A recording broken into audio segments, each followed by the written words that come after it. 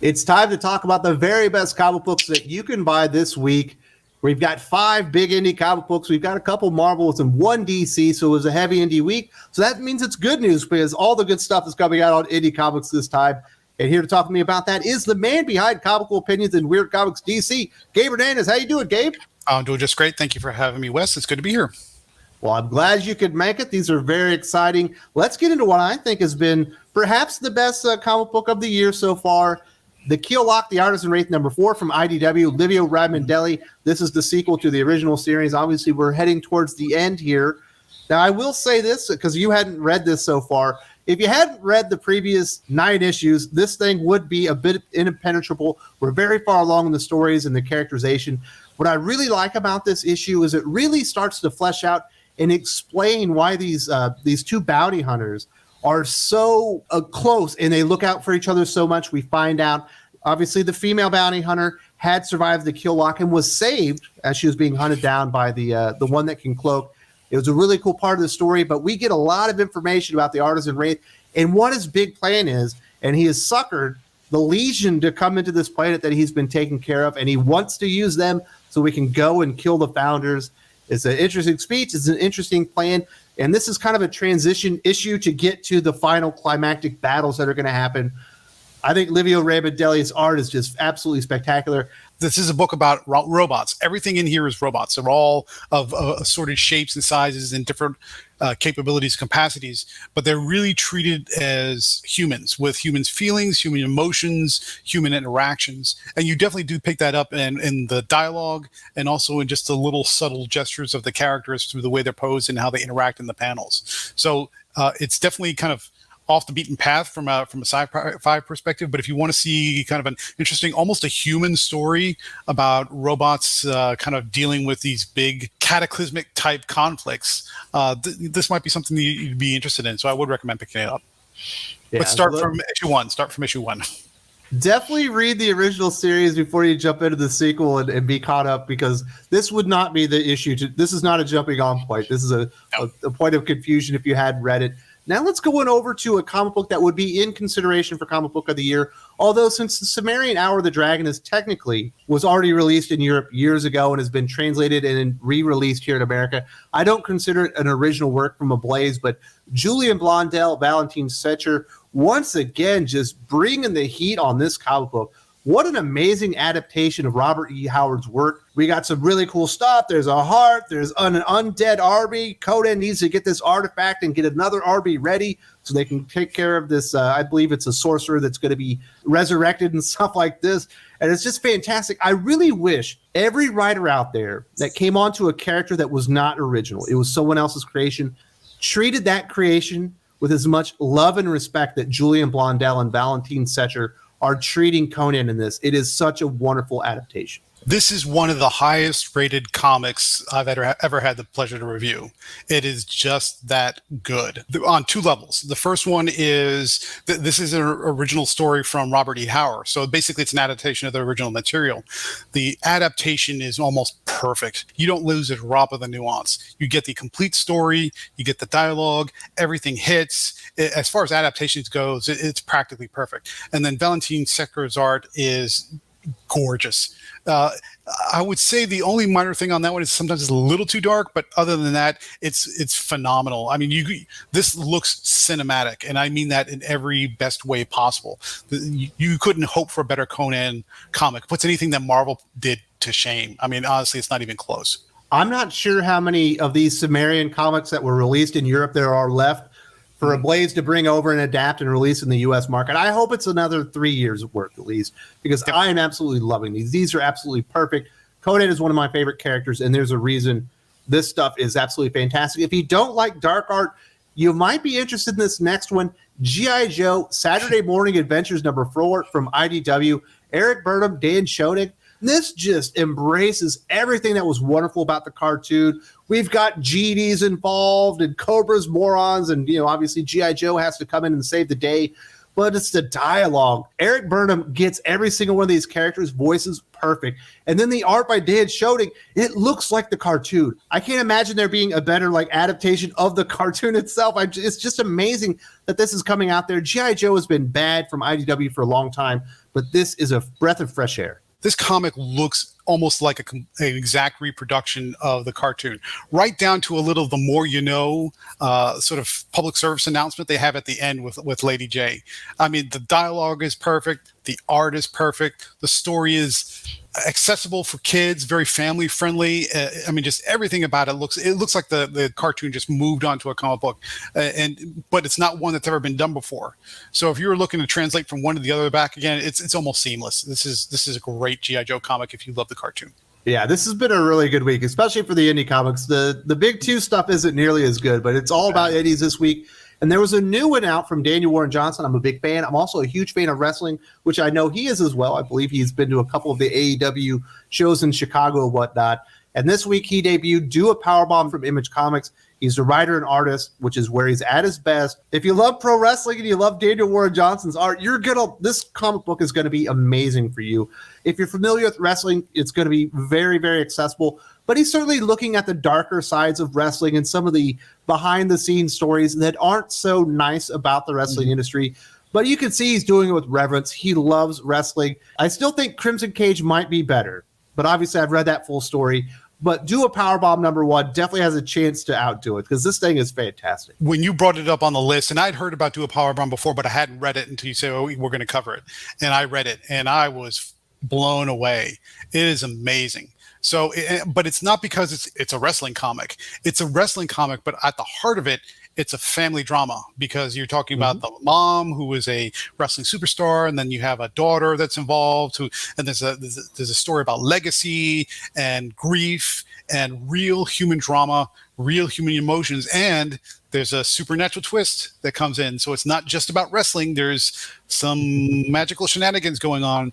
I didn't know what to expect, and I'm not a huge wrestling fan. I mean, the limit of my wrestling expertise goes back to WrestleMania and Hulk Hogan and Andre the Giant and that kind of stuff. So I've been out of it for a while. But when I picked this up, I was right in it. I was reading every single page, and several times throughout the comic, I'm like, wow. At the end, I was like, wow. So if you even have the merest hint of interest in wrestling, and if you're a fan of Daniel Warren Johnson like I am, you're definitely going to want to pick this one up. It is fantastic. Yeah, I knew it was going to be good, but it definitely exceeded my expectations. I loved it. Definitely going to be reading this entire thing. We've got one more indie comic book, this one specifically from Gabe this week. Yep. Jennifer Blood #9 from Dynamite, Fred Van Lent, Vicenzo Federici. Dynamite's doing a lot of cool stuff. They work with a lot of the more pulpy type characters. Obviously, we get a lot of Vampirella type of characters. Jennifer Blood kind of fits right into that. Jennifer Blood fits into that sort of Euro crime, giallo type, slick 60s kind of crime thriller type of stuff. If you're familiar with Diabolique and some of those Italian crime thrillers of the 60s through the 70s, this fits in right perfectly. It's smooth, it's hip, it's ultra violent. There's a very strong Tarantino vibe to it, and in this issue she's got a bit of not a sidekick but sort of a partner named Eagle. This is his nickname, and we find out a lot of things that going into the finale, which is coming up in the next issue, you find out a lot about the motivations of the characters that weren't what you thought they were. So Eagle's got a situation that he didn't realize. Blondie, who's the big crime boss that's trying to hunt Jennifer Blood down, has got some additional motivations that doesn't change how you think about how everybody's trying to kill Jennifer, but at the same time, it adds layers of nuance that sort of changes the whole tone of the story and makes everything more important, more meaningful, more impactful.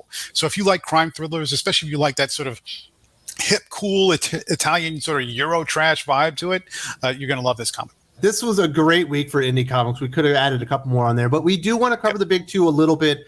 Yeah. But if you're going to buy comic books this week, make sure that they're indie comics. Those are the best ones that we reviewed. But there were a couple things from Marvel that I did think were worthwhile. First up, we do have X-Men Red #3, Al Ewing, Stefano Casselli. I think without the Stefano Casselli art, I don't know that I would be talking about this right now, but it is wonderful. He's a fantastic artist, and he really ups the game as far as what Al Ewing is doing here. There's an excessive amount of talking going on in a lot of Marvel comics, and this is one of them. but the art really does help out. If you like Magneto, there are a lot of cool things going on with Magneto. We got a lot of Storm stuff kind of going on with the Araco. We've got Tarn, the Uncaring, kind of working behind the scenes, and you get some Sunspot. But once the action happens, it definitely picks up. But you're going to have to read a lot of dialogue. But this is the best X-Men comic book that they have right now. I think it's better than Immortal X-Men. Yeah, the crux of the issue is Tarn the Uncaring challenges Vulcan for a battle to the death, and the winner gets a seat on the Circle of Loss, I think is how they call it.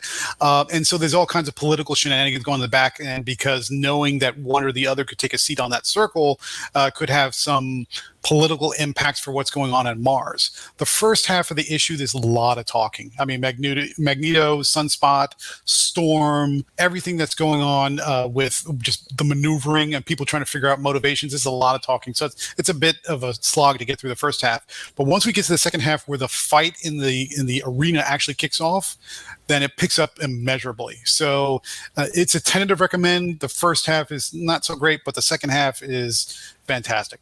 So you're going to like that second half. You like some weird mutant power type battles in the middle of an arena. There's just not a lot of really exciting stuff going on at Marvel right now. I just have to be honest with it. But we did get another #1 issue. This is a recommend from you. I actually haven't gotten to this comic book. I was thinking about reviewing it this week, but other stuff ended up kind of taking priority. But we did get Captain America Sentinel of Liberty #1. Jackson Lanzig, Collin Kelly, Carmen Carnero on art. This is the opening issue. Hopefully they want to set the tone of what Steve Rogers is going to be doing as Captain America. We do know that eventually he's going to go back to community college or something like that. Yeah.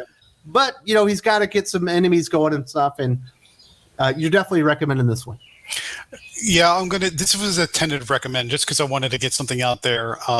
Lanzig and Kelly, they can start off a series okay. And this one kind of had me a little bit interested, because what you see is Steve Rogers is going back to his hometown in New York City.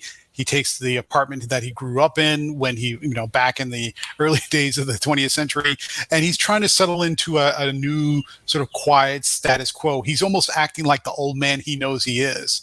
And then an old villain, actually it's a new villain wearing an old villain's costume and name, shows up during the 4th of July festivities, and then all of a sudden you're sort of brought into a potentially a larger conspiracy that he has to figure out, with Winter Soldier giving him a hand. So it's not the strongest story in the world, and the first half of it is just sort of slice of life. Steve Rogers trying to figure out how to do drawing on a tablet and how to just kind of live a normal, quiet life. So it's slow to be sure, but once it starts to pick up, it definitely picks up, and there's intrigue and curiosity. So it's strong enough that it had me hooked to see. Okay, well, I want to see what happens to the next in issue #2. If they pick the ball up and run with it, great. If they don't, well, I won't be super surprised. But it was okay enough to get us going in that direction. So those are your Marvel recommendations. DC is just a weird place right now. It seems like they're putting all their major talent really on the Batman title. So if you don't have a big Batman comic book, it's kind of hard to find something really to recommend. You don't even have the Justice League. But we do have the closest thing to the Justice League. We have the Jurassic League #2. Daniel Warren Johnson writing, Juan Gedeon co-writing and on art. If you're looking for something groundbreaking and Daniel Warren Johnson being excessively creative with making this Jurassic version of the Justice League really unique to dinosaurs, you're not going to get that. This is the Justice League, but they are dinosaurs. So their characters are the same. I think a lot of the creativity put into this is, how can we take someone's name and make it into a cool sounding dinosaur name? But if you're into that, and I think a lot of kids will be, I'm reading this with my son. It's very accessible. Yeah, this is, when it was first announced, I think a lot of people were sort of scratching their head saying, what's this all about? And once Daniel Warren Johnson's name was attached to it, just like we talked about earlier with Do a Powerbomb, it was like, well, okay, well, he's shown that he can do some really creative, really interesting stuff. There's really not a whole lot of that here. It's effectively Justice League with a reskin. All the characters are the same. The origins are the same. The story, as you see it in this issue, which is #2, really starts off kind of like another version of The World's Finest, and then it's expanded out into other heroes and villains. But they're exactly as you would expect them to be, just they look like dinosaurs now. It's interesting, and it'll be great for kids. Don't get me wrong. Kids are going to love it, especially if the kid is into dinosaurs and superheroes at the same time. It's a good mashup. But if you're looking for something, taking the Justice League but creating a dinosaur dinosaur twist. You're not going to get that here. So I'm just trying to set expectations. It's not bad. It's just it's just a reskin. So if you're okay with that and your kids are going to love it, then this is perfectly fine. Yeah, so it just wasn't a whole lot of great stuff coming out of Marvel and DC, but man, we got a lot of really good indie comic books this week. I do want to say thank you very much to Gabe for jumping on here. A lot of people out in Dallas are enjoying the Fan Expo and stuff, so I hope a lot of the viewers got to go out there and they got to see Jew and Perch and Joe Corallo and Aaron Sparrow and all the contributors that are out there. So thank you all very much. And do you have any final words, Gabe? No, go read more comics. There's a lot of good indie comics out there. Just keep your eyes open. If you were like Gabe and you never actually read the Killock until this week, it might not have been the comic book for you, but I did talk about this when it first came out. Now, this is an older video, and I didn't have quite the production values, and I don't think I was even as handsome as I am now, but definitely check this out. It's an older video talking about how much I really like the Killock. I love this series. I think the art's wonderful, and I really like this weird robot civilization.